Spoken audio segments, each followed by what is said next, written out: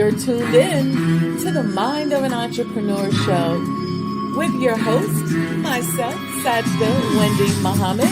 I am a multi-million-dollar business developer. I have developed business and real estate around the world, and I want to share with you my mental strategies, my technical strategies, and how I made it in the world of business. So I don't teach theory. I tell you about my life and introduce you to people who can also share with you what they've done to become successful. This is a practical show. This ain't a theory show. You don't want to miss it. So stay tuned.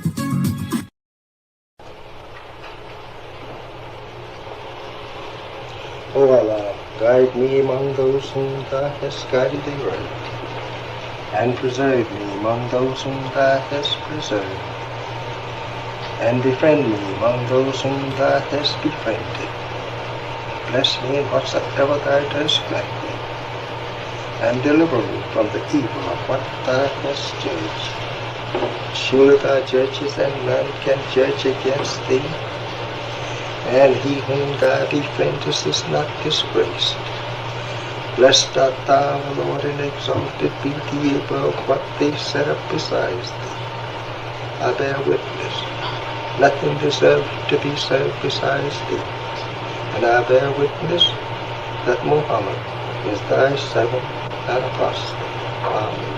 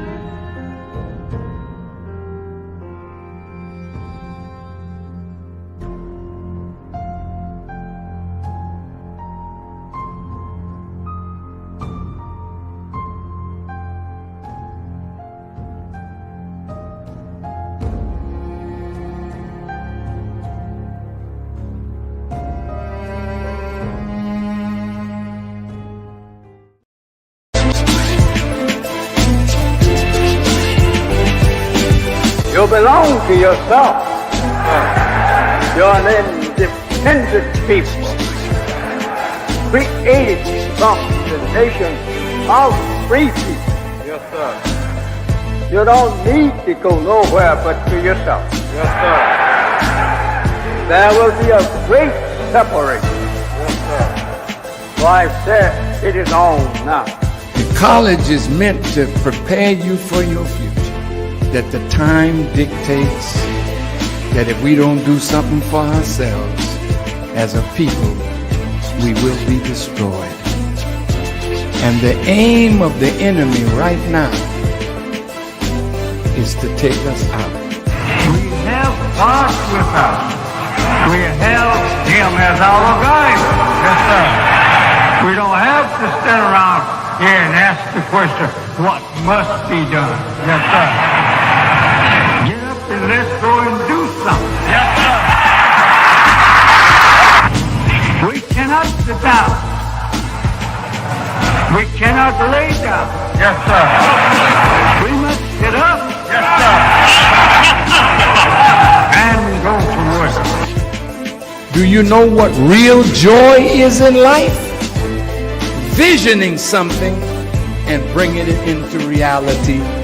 That's real joy. Do you know what the next step in joy is? Behold how good and how pleasant it is for brethren to dwell in unity. Tonight, you need to fasten your seatbelts. We're going to hear from some of the greatest minds in the world. I don't know about you, but I'm tired of trusting our future and the future of our children into the hands of those who don't love us. I believe we need to revitalize black leadership. Assalamu alaikum, everyone. Peace be unto you. Welcome to the Mind of an Entrepreneur show. I'm your host, Sajdah Wendy Muhammad. So welcome, welcome, welcome. I thought that today and Saturday, we would just do a little money psychology tune-up. That was my thought. Because sometimes we just need a little tweaking, right? We went over our goals and just goal setting, and we've been going into proper handling of people. And I think it's important that we start to dive into a little bit of just money psychology, mindset, and my goal with this is to help us find our money psychology as we are currently, and then help us to figure out where we need to go to tweak our own individual money psychology so that we can move forward and become happier, healthier, wealthier, and experience more love. Let me start by saying this, because oftentimes we get a little mixed up about money, and there's so many philosophies out here. Let me just say it this way. That despite from all the different walks of life, and we're going to talk about some of those. I made some notes while I was doing the intro about just the different walks of life. At the end of the day, we need money to move around, right? Money gives us choices. It gives us options. And you all have heard me say this before. And I'll remind us of this. It gives us options. Why? Let's say we have a healthcare issue, okay? And we have a certain type of insurance. Let's say we have a public insurance that offers us one form of healing. Well, if we have money, then we don't have to limit our healing to what the insurance companies will pay for. I hear people all the time where they think it's so cute that they got insurance and they go, well, my insurance is paying for this, my insurance is paying for that. But do you really know whether or not you're getting the optimal health coverage, the optical clinical coverage for whatever you're going through?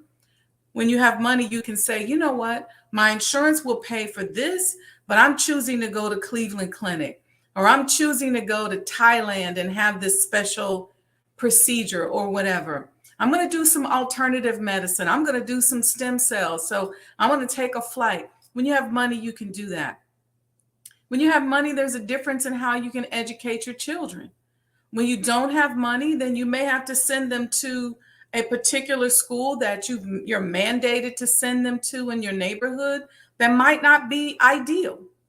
It may be subpar, and maybe you're not in a position to supplement their education.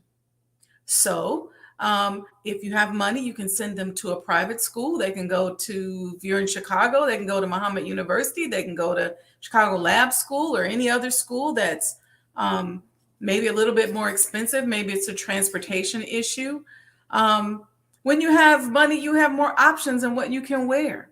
Okay. Let's say you're going to prom and you don't have any money and you say, I got to order this dress off of, something online that may be a little bit less desirable than what I want. But if I had money, I would get my dress made. Okay. I think y'all get the point. It gives us options. It gives us choices, allows us to be able to do more. So I want us to first begin by not cursing money. There's a lot of people, I don't care about money. I don't want money. I don't like money. And then sometimes this is the craziest thing. We go to work all day and we slave over money, but then we say we don't like the money. So stop that. Okay. If you have a problem saying that I love money because you're afraid that somehow people are going to say that you love money more than you love God, it's just all propaganda designed to just keep us confused. Obviously, we don't worship money. It's obvious that money is not our God, but do we want those choices? Do we want those options? Do we want the money to build our community and introduce much needed goods and services into our community? Absolutely. So let's stop with I don't like money. So let's stop with this whole concept of hating money. The next thing I want to talk about is understand that our money psychology is as authentic as we are. Okay. So we all come from different backgrounds. Even if we come from the same background or even in the same household, you can have 4 children in the same household and each of them will pick different things that they end up focusing on that influences how they see money. It's just how life is, right?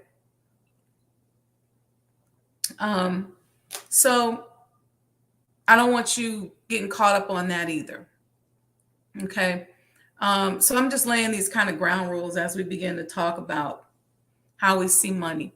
If you come to me for a coaching session, one of the things that I'm going to do is I'm going to first help you to unravel your individual money psychology so that we can put together a plan that works best for you.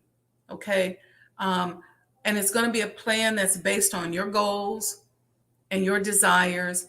We got all these financial planners and advisors and people saying, well, you should do this and you should do that. Well, it's a little bit challenging to say that when you don't know a person's background. Like I can't tell you not to buy up the block, right? If you say, well, look, I'm nation building, I'm buying up the block, I'm buying up properties in the block. I want to be here. When people start abandoning properties, I want to be right here in the space where I can acquire things. Well, if that's your goal, then you should have one kind of plan. And I'm going to help you unravel your money psychology so that you can get to your own plan.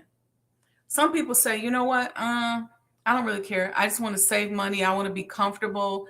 And we all should be working on a savings plan so that we got a cushion, got something to fall back on. Okay. But everybody has a different psychology. Okay. And sometimes your childhood psychology depends on your era and how you were raised. And I think what's really interesting is I've taken a lot of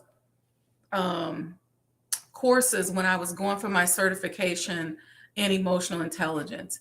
And they would give us these generalizations that was based on white people.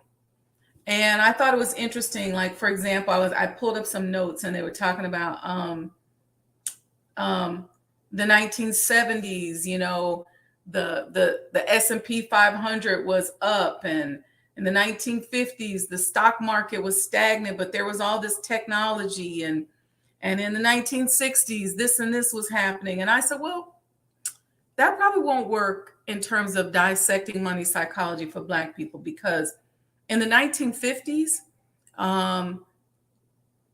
it was when white middle class was increasing and they were becoming very violent in terms of excluding us from economic development. Okay. So a Black person that grew up in the 1950s is going to have a different money psychology than a white person, or maybe even a Hispanic or an Asian person that grew up in the 1950s. You really got to understand what was happening in that person's culture. Okay.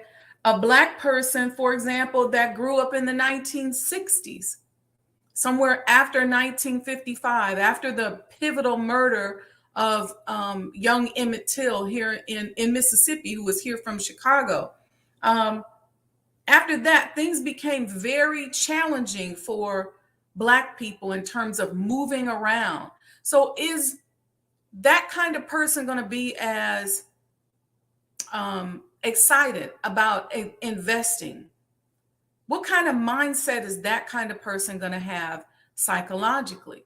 Somebody who had to fight through civil rights, somebody who, who maybe grew up on another side of the tracks that y'all not even thinking about when it comes to money psychology. Then you got people in the 70s babies, it's all about the party. 70s music, it was disco, it was funk, it was popping, it was the freak life. And so that's 70s people see things through those lenses. Then you got your 80s and 90s people that started to come of age in that era in the Black community during the crack epidemic. Some people are hustlers' children. And so they don't even have a concept of the value of money because they grew up with their family hustling. And so their family was hustling with the drug era, the crack era, all of that. So they see things differently. So you got to unravel all of that when you figure out who you are. Then you got the 2000s, the new millennials. What was that like? So all of that comes into play. Then within those communities, it's like, okay, what did you see? What examples of business did you see?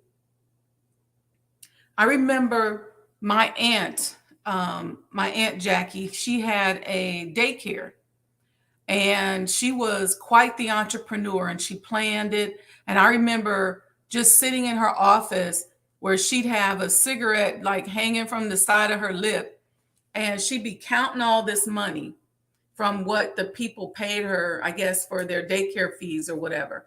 And I would just kind of watch her. And that was my first, I would say, introduction to a woman in business, because prior to that, I associated making money with corporate, with business. In terms of, when I say business, I mean in terms of somebody going to a corporate job, like my parents did. But I remember the first time I saw her counting money, and she had a business, and I remember she collected Black art. And I remember asking myself, I wonder who told her about Black art and who told her it was okay to have Black art.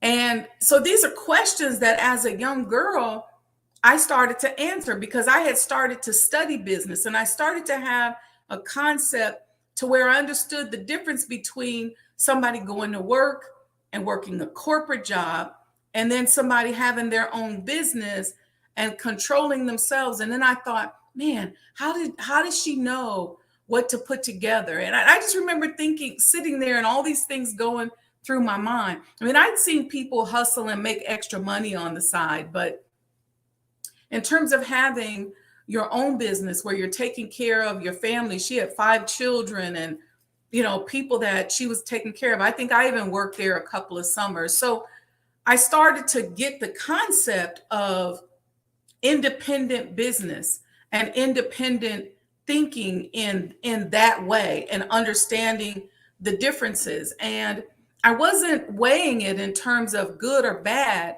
but I was just seeing the difference.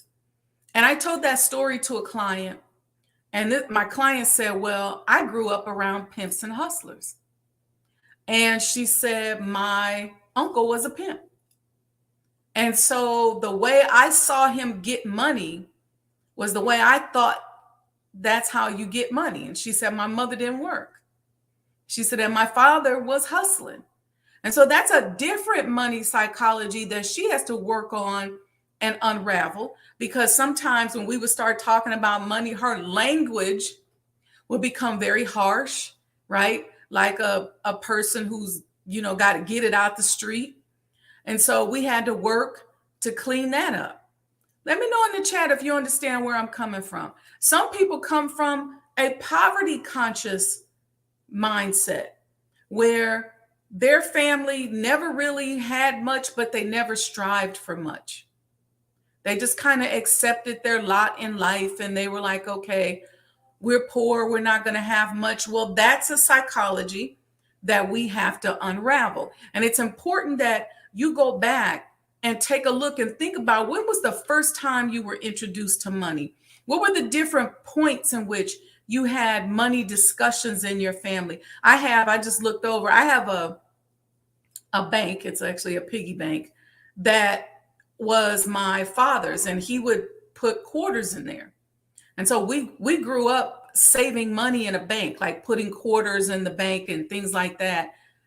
But what kind of money psychology does that give me? I remember my father sitting and talking with me about what to do when I had gotten a bonus at work. But I also remember my parents being very fly and dressing nice and having the best of the best and driving the best of the best and looking good. They were ballers before balling was popular. So what does all that do to your money psychology? Some people will say, well, you know what? My parents were very frugal. We didn't have a lot of new things. We didn't have a lot of extra, but my parents were able to write me a check and pay for my tuition when I first went to college. What does that do to your money psychology when you're getting older? So it's different for everybody. And I want us to get out of this mindset that we all have to be the same. We all have different goals that are aligned with our spirits and with who we are and what we showed up on the planet to do. Somebody said to me, I don't know why you would do a podcast and pay for a podcast and give away information for free and people don't give you anything back. And I said, well, because that's important to me. It's important to me that with all the blessings that I've had in the business world, that I give some of this information back. I've had a lot of amazing experiences crammed into a very young life. And I'm excited about it. I'm grateful for it. And so, yeah, I'd pay for a platform and put the podcast out and lay it out there, even if nobody was giving anything back. But I actually had a coach who said to me, the first thing you need to do is drop your podcast. And that if people don't pay for the podcast, you should stop doing it. And I said, well, then you can't really be my money psychology coach because you're not taking into consideration what's important to me. And as I explained to him why this podcast is important to me, I've been doing this since 2009. And I said, I was doing it when nobody was listening because I just wanted to get to record and get on tape all these blessings that I have and all this information. So I had to take that into consideration. I'm a nation builder. And so I'm all about putting myself in a situation where I can help others to solve problem and introduce much goods and services into the community. So that has to be built into my money psychology because it means something to me. You may say, well, you know what means something to me is I want to have a ranch and I want to have a farm and I want to have horses and cows and I want to plant vegetables. And so we would build that into your financial plan. Okay. Does that make sense? Let me know. I see Sister Sandra say, yes, different situations of society. That's right. And so I think we all have to take that into consideration. Where do we come from? What shaped and molded how we see money and who we are? And where are we moving now? Because if you meet with anybody who's helping you to dissect your money psychology, plan for your financial future, if they don't take into consideration where you came from, they're going to give you a plan of action that doesn't work for you. Okay. And so these things are very, very important. What did you see? Do you come from a blue collar family, or do you come from a white collar family? Do you come from a family of educators, or do you come from a family of attorneys? So we have to think about that, because all of that's going to impact how you see money. And then you want to think about and make a note about what things did you hear said about money growing up? Put this in the chat. Money don't grow on trees. Money is your best friend, and your best friend is your money in your pocket. My grandmother used to say that. Stop hanging around people that ain't got 2 nickels to rub together. What else? Think about it. I remember one time my grandmother was talking about men. And she said, if a man come to you with short pants on, leave him with short pants on. These are things that form your money psychology as a child. They form your relationship psychology. So I would have you sit down if you do a session with me, and we're going to write some of these things out. Put in the chat some of the things your mother, your family, your grandmother, what did people around you when you were growing up say to you or around you about money? Sister Betty said, yeah, money don't grow on trees. That's a popular one. And I've heard that before. That one doesn't penetrate me as much, because I can easily flip that in my mind and say, well, as far as I'm concerned, money grow on trees, and I got the tree. But some people had that ingrained in them. You know, the other one was, my grandmother was big on stop hanging around people that ain't got 2 nickels to rub together. Like I said, if a man come to you with short pants on, leave him with short pants on. These are the old, all these old school sayings. But this forms our money psychology. If you grew up and maybe you had a parent who was a shopaholic, and they went out and spent all of their money on clothes and stuff at the mall every weekend, that's going to shape your money psychology. If you grew up and maybe one of your parents was a drinker, and all they used to do is go out at night and drink, and they spent all their money drinking, and come Monday, Tuesday, they ain't got no money left. That's going to shape your money psychology. If you grew up and your parents stayed in the club, and that's all they did, that's going to shape your money psychology. So you got to look at your past, and you got to say, okay, what does the psychology that was ingrained in me growing up, what does that produce, and how has that affected me? And then when I fast forward, how do I take that and change that so that I now can reach the goals that I have as an adult? Right? Some people grew up and their parents had businesses. They grew up in the business all night. Maybe their family had a bakery, and they grew up in the bakery, baking bread, baking cookies, baking cakes. They were there all night, and they hustled and sold breads and stuff all day. What does that mean to you? And so this is how we begin to dissect our money psychology. Okay. Here's another thing that's important. I posted this on Instagram today.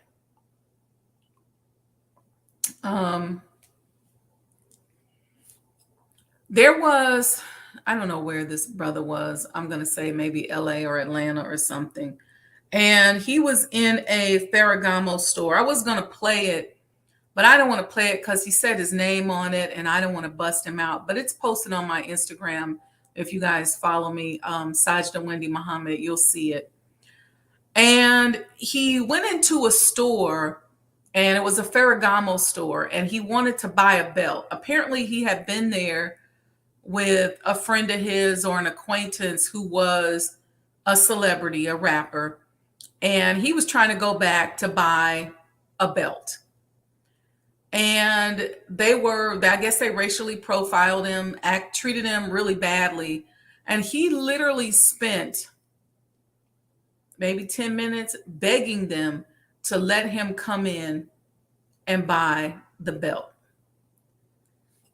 This is money psychology, and this is bad money psychology, because we have to stop begging people to take our money. So I'll give you part of something that I adopt as my money psychology. I don't spend my money after bad energy. Okay. If I see something I like if I was on this podcast, here's a shameless plug, and I liked me, then if I see the Cash App, then I go on there and I do something. I was on a brother's podcast the other day, and he was doing such a great job at giving all this great information. I said, you know what? I want to attach my money flow to his good energy. But I won't go in a store if you don't want me there. If you don't treat me right and give me the service that I feel like I deserve, and I'm not a difficult person, but you can't ignore me. You can't turn your back on me and expect me to buy something and give you a commission, because I'm not going to let you associate bad behavior with my money. So my money psychology, the way it worked, I would never have begged that person to let me buy a belt. You don't want me? Guess what? Not only am I not going to buy from the store, I want the salesperson, whether they be Black, Asian, Hispanic, I don't care who they are, I want them to feel the loss of a sale.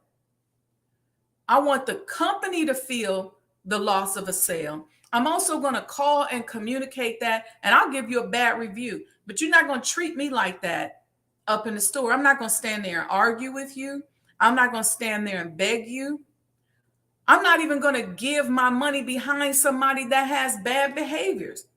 Let's say if I know somebody got a gambling problem, I know they got a drug problem, then you don't get to attach my energy flow related to money to your bad habit. I love you, but I'm just going to place you in a special place in my heart, but you're not going to attach my flow to it. So I look at money as energy. And whenever I'm dealing with something where I want to attract money, I need money, I got to work on a project. I was on a call this morning for a client, and we were negotiating a lease. And I'm always thinking about bringing good energy to that business concept. Anybody that I work with, they will tell you I do everything I can because I want good energy attached to my revenue stream. Okay. So I won't even take a client if I don't feel like I can give good energy behind it. Because if we're going to end up having an attitude and arguing, I'm not going to program my subconscious mind that I got to go through pain, I got to go through drama, I got to hurt myself in order to make what it is that I need to make. Now, don't get me wrong. I mean, I've had some jobs that I didn't like, but it's always been in my mind where I had to tweak my mindset. I worked at Burger King in college, and I had to work late. I always made sure my mindset was, I'm doing this so that I can take care of myself. I created a certain thing. I had to walk back and forth. And I used to be afraid, because I went to school in Iowa, that, these white guys were always doing stuff, jumping out of bushes. And I used to have a box cutter. I used to put it up in my sleeve and walk back and forth. And then, I think at that point, my car was always on the blinks. But every job that I had, I made sure that I had the right mental psychology associated with it. And if I didn't like the job, then I would do what I had to do in that meantime. But I was always looking for something because I always wanted to find a way to raise my vibration. Okay. Sometimes when I was consulting, I'd get clients that I didn't really care for, that I didn't necessarily like, but I would do what I had to do to keep myself on the clients where the energy was good, where it was in a good location for me, where it was a place where I could just really learn and grow and practice my good money psychology. So one of the things that I dedicate my life to and I'm really focused on for 2024 is living a high vibration and an energy driven life. From the clothes I wear to anything I put on my skin, that I put in my mouth, all high vibration. Words that I speak, words that I listen to, what I read, what I do, all high vibration stuff. And that's important to me. So if I was working with somebody and they're working with my money psychology, you have to take that level of spirituality into consideration when you're helping me put together a plan. And you can't do me like this one guy said, first thing you need to do is stop doing that podcast because that's costing you X amount of dollars a month and you don't need to do it no more. And I said, well, no, that you're not the right person for me, because if you were, you wouldn't be telling me to give up something that was important and near and dear to me. So these are all things that are important as we begin to individualize our authentic money psychology. Okay. Some of us just have bad habits and we have to find a different way to talk ourselves through those habits so that we can stop doing them. Right. Some of us spend money on ridiculous things. Well, we have to work on that. Some of us do things because it makes us feel good. I was listening to earlier today, a woman, she was a financial advisor, and she was telling people, well, Black women, you need to stop getting your nails done and you need to stop getting your hair done. And I just disagree with that. And let me tell you why. Maybe I don't need to spend $1,000 on my nails. That's probably ridiculous. Maybe I don't need diamond crusted nails. Maybe I don't need $1,000 hairdo. But maybe it's important to me that I keep myself groomed because it makes me feel a certain way. It helps me vibrate at a certain level. And when I keep myself groomed, if I sit down and I'm sitting here and I look down and my feet are groomed and I know I'm groomed all over, it's going to give me a certain vibration. There's a certain energy and vibrational level attached, for me, attached to being groomed. It's just like having a clean house. There's a certain vibration attached to having a clean home, to having beautiful things that you can see and surround yourself with, even if you're in a small space. If you got a beautiful plant, if you got a beautiful piece of art, having beautiful things that you see. I love having beautiful fabrics and beautiful garments. These things are important to me and they're important to my vibration. So I don't know that I would, if I'm coaching somebody, to say to them, stop grooming yourself. Now, maybe you can't go to the high-end shop you was going to where they do nails for $200. Maybe you need to go get you a kit from Walmart or Target and do your own thing. But grooming yourself should be important. And for some people, it's just not. But these are things that I just want to say to you, because sometimes we get on these guilt trips because you listen to these people and they say, well, that cup of Starbucks that you drink every day at $8 a day, that's $40 a week. It's $160 a month. If you can't manifest $8 a day to go get you a Starbucks, you got bigger problems. Now, am I saying that you need to be wasting money? Do you need to eat out every day and go spend $30 a day? I'm not saying that. But don't cheapen yourself and be petty with yourself. A cup of coffee? Sometimes you might need that cup of coffee when you take that break from work because you need to go down there and reset. And if it costs you $5 or $8 to reset your energy, I think you should be able to manifest that. So these are all things that I just want us to be mindful about, because the conversation about money gets so emotional for people. People get embarrassed about it because we've heard so many things about what we should and shouldn't be doing. Folks got something to say about it. We can't even buy ourselves a gift because we feel guilty. We can't accept a gift from somebody else. And a lot of us don't give.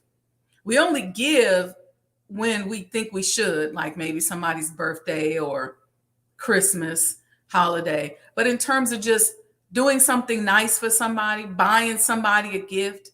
How many of you all have been in a store and say, oh, you know what? This is nice. I'll buy this for so-and-so, so-and-so.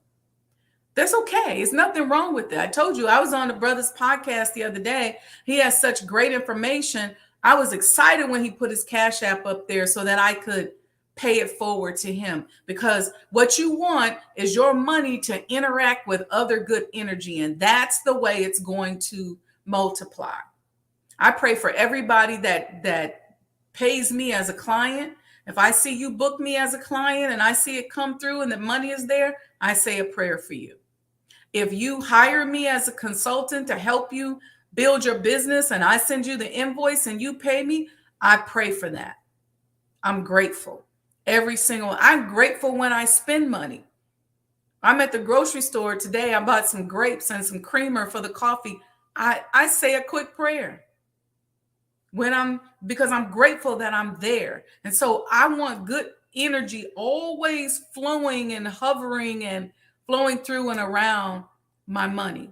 When I put things in my body, I got water right here. Well, when I take a sip, it's a little prayer. Thank you. What am I doing? I'm associating things that I love with good energy. I'm not saying, damn, I can't stand water. I don't want to drink no water. I mean, we got to be careful. We got to be careful. Somebody sent a super sticker. Oh, that's sweet. Okay, thank you. I don't know who that is. Let me see. What is this? Joey Boy. Okay. I don't know you, but thank you. So I just want us to be clear on that, because there's so much negativity out there around money. So you book that year-end session, and I'm going to say this to everybody, not just because I'm a coach, but everybody who cares about where they're going and their future, they should be booking at least one session with a coach before the new year starts. Why do I say that? I say that because you want to be able to see past your blind spots. Somebody's going to help you be able to plan something that maybe you didn't think of. Okay. Maybe you missed it. And so they may be able to help you. And what I try to do is I try to go into that person's mindset and say, what is it that I can do to help this person get to that next level? Because all you got to tell me is, hey, I'm stuck. I'm stuck here. Or I want to do more there, but I can't get past that point. And then I'm going to try to do what I can to help you open up. And these are important. We start talking about money psychology, because a lot of us are stuck because of how we grew up and what we saw. Okay. Couple of other things I want to share about money. I took some other notes here for us to talk about. Let's talk about this one. Money can not only easily lead to greed. Let's talk about that one. If you find yourself being a greedy person, if you find yourself only liking people based on whatever amount of money they give you, if you find yourself obsessed with money, then we have to go back and unravel your money psychology so we can figure out where that comes from. Some of us are so insecure about money. Some of us, our money psychology has been driven by corporate America. I'll give you this as an example. I grew up in I would call it like a white collar training ground. I was one of those gifted students. I was in a lot of school programs. I was in a lot of programs from first to eighth grade. I went to about 8 different schools, different programs, different things. And when I look back at that, what they were doing was giving us advanced levels of being of service. And so we learn how to serve. We learn how to work. We learn how to be in business working for somebody. When I first got my first job, I already knew how to work. I already knew how to be a worker. And I'm not saying that to brag, because it benefits me now, because I've been doing it for so long. So when I set up businesses and design corporate structures, I kind of already know how to do it. But prior to that, it took a long time for me to break out of that in order to be able to make money on my own. Took a long time because I could go and make millions of dollars for somebody else, but I had a hard time figuring out how to do it for myself. And even to this day, I'm not as good at selling myself and tooting my own horn as I probably should be. I'm not afraid to sell like I used to be, but I used to be afraid to sell. I don't want nobody to see me selling. I would have been afraid to put a Cash App up here. I would have been afraid to charge for a service. So it took a while to break out of that. And it's because I have been programmed since a very young child on how to go into environments and work. And let me tell you the origin of that. For most of us that went to school in the 70s, 80s, and 90s, even the 60s, 70s, 80s, and 90s, I would say, the Industrial Revolution, if you will, the industrial complex paid for our education. Why? Because what they wanted was for these students to be equipped enough to come out of those environments and go work right in business. They made room then for those of us who went to school in the 80s and 90s to be able to come out and get jobs in corporate after college. But they were still grooming us even in college and even in high school and grammar school, because they financed the education. And you can look it up. There are business people who financed education, especially in towns where, say, like a Detroit or Gary, Indiana, where you had plants there. It was nothing for people to go from high school to the plant. You know, in my case, I was groomed and I went to, I call it like a geek making school. I went to Iowa State, and at Iowa State, they groomed us to kind of be the geeks. It's sort of like, for this part of the country, like going to Purdue or University of Illinois, University of Michigan. There's a certain group of schools that produced the workers in the world. And that was one of those schools. University of Nebraska, University of Iowa, Kansas. Those schools in that area wasn't big on the arts. It was big on science and business and the technical aspect of business. So if you got a business degree from one of those schools, it was going to be a lot more of a technical business degree than, say, if you got it from Stanford. Okay. And Stanford's considered Ivy League, but it's just a different style of education. And so it took a while. I had to really study. I had to study emotional intelligence. I had to study myself. Because I remember just saying out loud, I have all the technical skills. I can problem solve my butt off. I can put together a multi-million-dollar business. This is nothing for me. But why is it that I can't do it for myself and I could do it for somebody else? And I had to dig into myself, and I understood that it was really just programming. Despite being a Muslim, despite learning, doing for self, I had to deprogram, I had to deconstruct that mindset so that I could be ready to move forward. And a lot of us are probably in those types of situations. And so this is what I kind of want us to do, is start tweaking. And so our homework for today class is to go back into your childhood and write down all the things that you think impacted your money psychology. And even don't even take it that far. Write down all the things that you heard about money, that were connected to money, that created how you saw money. Did every time you asked for something, did somebody yell at you and curse you out? Were you a person who got whatever you want? Were you a person who just had a lot of money? Was this a person who had no money? What was your money psychology? And so I want us to take and write that down. And then Saturday, for Sajdah Saturday Morning Coffee Talk, we're going to bring that, and we're going to talk about, I hope you all would be open enough that during coffee talks, we can start to dissect some of that.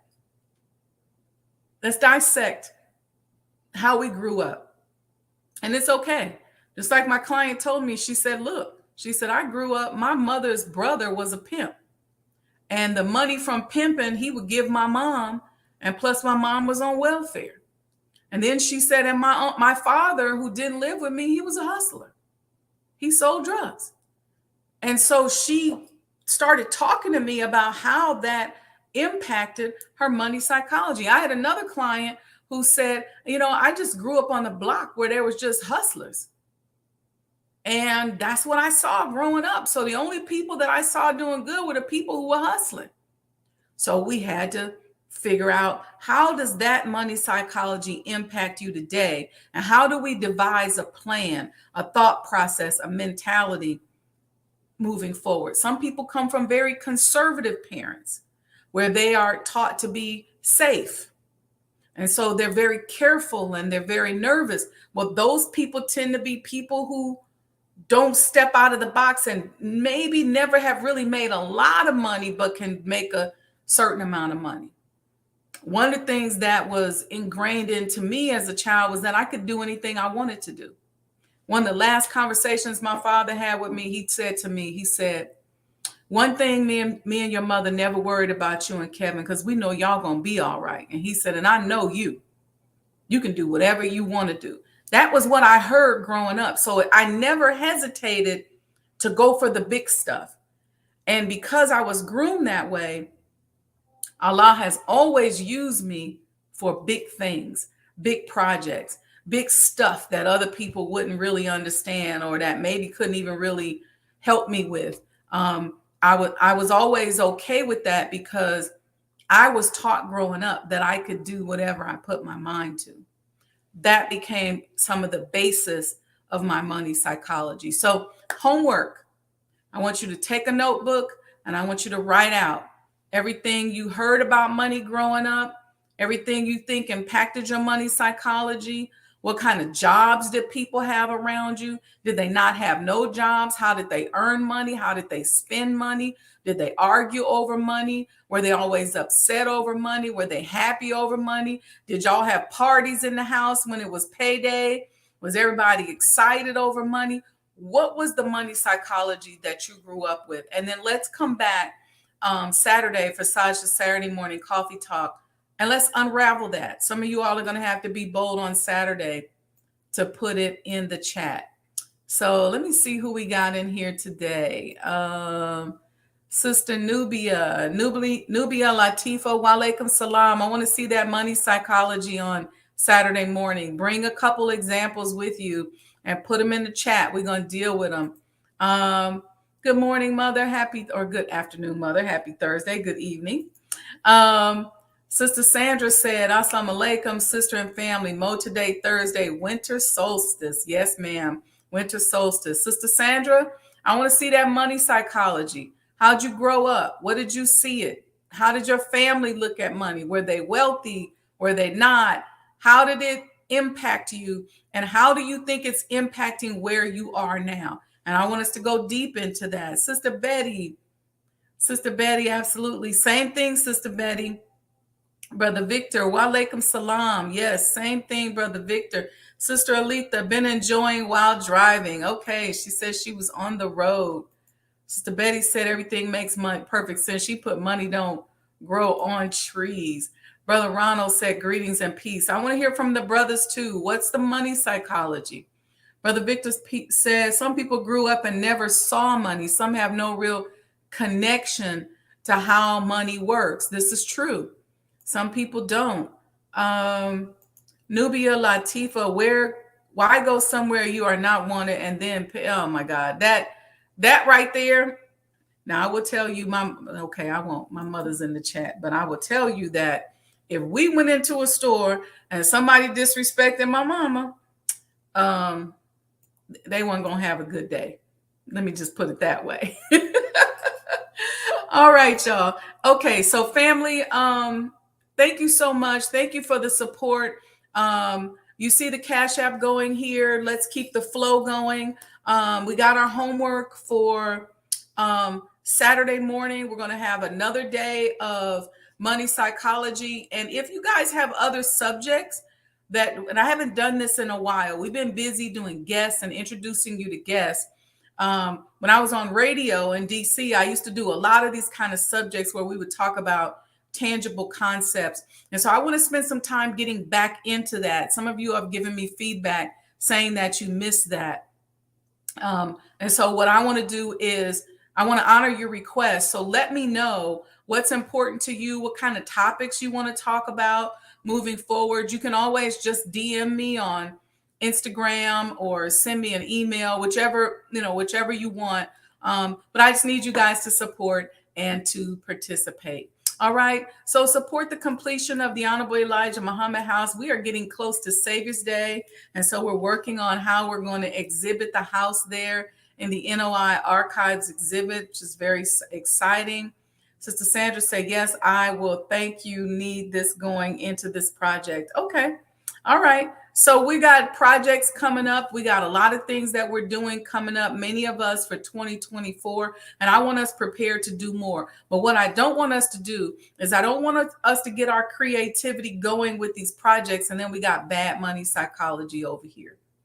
And when Allah takes you to other levels, I know this next level that Allah has been working with me on, I have learned so much about myself, and I've learned a lot of things about other people that I didn't necessarily want to know. And so I had to deal with that. So all of that's real, and all of that becomes part of our money psychology. All right, family, peace and blessings. Make sure you support the completion of the Honorable Elijah Muhammad House. We're still having our Savior's Day sale. Sponsorships are still available. We got a lot of sponsorship opportunities.